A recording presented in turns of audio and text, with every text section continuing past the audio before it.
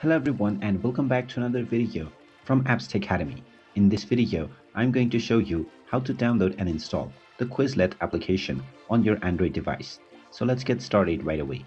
First of all, open up the Google Play Store from your device. And once you open it up, go ahead and tap on the search box and then type in Quizlet and start your search.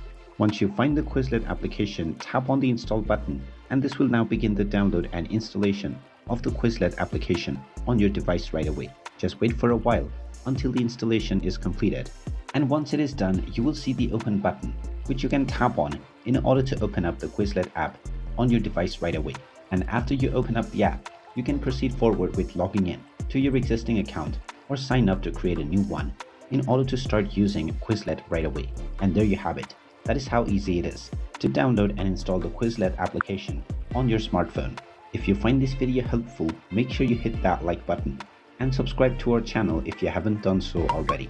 Also ring that notification bell to never miss another update from us. Thank you for watching and I will see you again in the next video.